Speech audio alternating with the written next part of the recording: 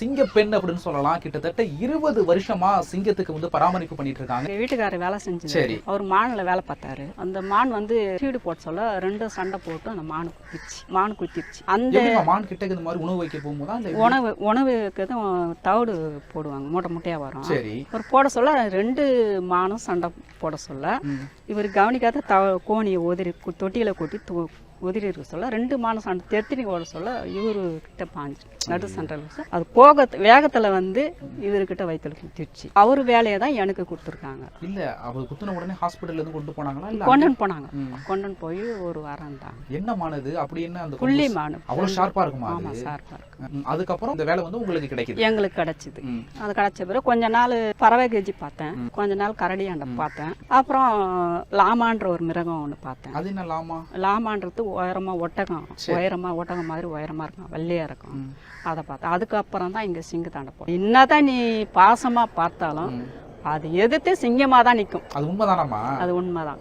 அது குட்டியில தான் சிங்கம் போல அப்படின்னு சொல்லுவாங்களே. சிங்கம் போலதான். ஆனா அது என்னதான் அது பாசமா பார்த்தாலும் அது சிங்கம்ன்ற இதுல அப்படியே சிங்கிளா தான் வருவாங்க சொல்லுவாங்க. ஆனா அந்த மாதிரிதான் அது பாக்குறதுக்கே எனக்கே பயமா இருக்கும். கொஞ்சம் கொஞ்சமா இப்போ ஒரு பேச்சுவார்த்தை இல்லை, சரி திடீர்னு நம்ம பேச முடியல, சரி அப்படி கொஞ்சம் கொஞ்சமா பேசி சாலா வரும். அதே மாதிரி தான் சிங்கத்தாண்ட போனா திடீர்னு போய் நம்ம நிக்க முடியாது. இது எப்படி இது கத்தத்தை நம்ம இறுதியும் பழமா இருக்குது, பூமி அதர்ற மாதிரி இருக்குது. அவ்வளோ சத்தமா கத்தம்.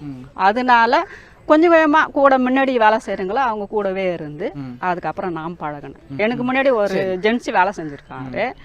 அவர் கூட தான் அவர் கொஞ்சம் பழகினவர். அதனால அவர் கூடவே இருந்து என்னென்ன செய்யணுமோ அவர் உள்ள போயிட்டு கறி போடு காலையில வருவோம், சுத்தி பார்ப்போம். சுத்தி பார்த்துட்டு எனக்குள்ள சுத்தி காலைல 8 மணிக்கு வருவோம். 8 மணிக்கு வருவோம். உள்ள போவோம். எங்களை குரலை கண்டவனே கத்தும். எங்களை குரலை கண்டதுமே கத்தும். எல்லாமே திறந்து வெளியில ஒண்ணு. அதுக்கப்புறம் உள்ள போவோம். நம்ம வெளியில இருந்து நம்ம மக்கள்கிட்ட எப்படி இருந்து யார் நம்ம வெளியே போயிட்டோம், ஏதோ குழந்தை அவன் ஏதாவது கேட்கறோம்ல, அதே மாதிரி உள்ள போயிட்டு நான் எது சாயங்காலம் கறியை போடுவோம். கறி போட்டு மறுநாள் காலையில வருவோம்.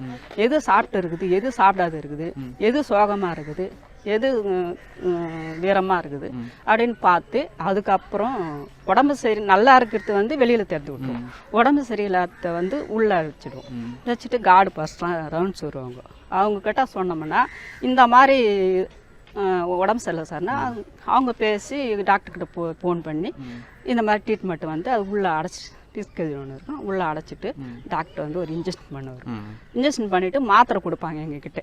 அந்த மாத்திரையை தூளாக பவுடர் பண்ணி ஒரு துண்டு கறி எடுத்து ஹோல்ஸ் போட்டு அந்த கறியில அந்த மாத்திரையை எடுத்து அந்த ஹோல்ஸ் போட்டு கறியில வச்சிடுவோம். உள்ள மாத்திரை இருக்கிறது தெரியாது.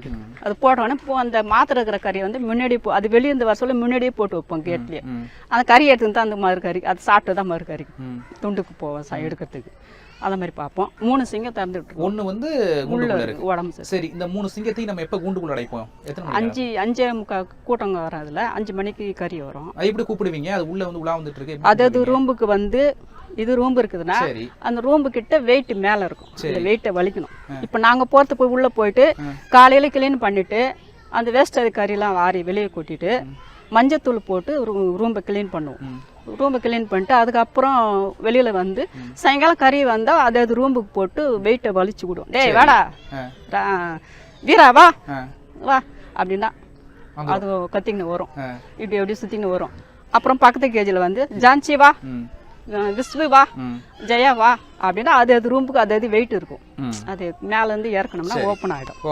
அதே அப்புறம் தூக்குனா அது உள்ள வந்தோன்னா பூட்டிடுவோம். இப்போ நம்ம ஜான்சி வான்னு சொல்றப்போ வந்து வேற சிங்கம் உள்ள வந்துருச்சுன்னா அது வராது. அதான் கேஜ் தனித்தனியா இருக்கு. அந்த வழியில மட்டும் அது மட்டும் தான் வரும். தனித்தனியா இருக்குது, அது மட்டும் தான் வரும்.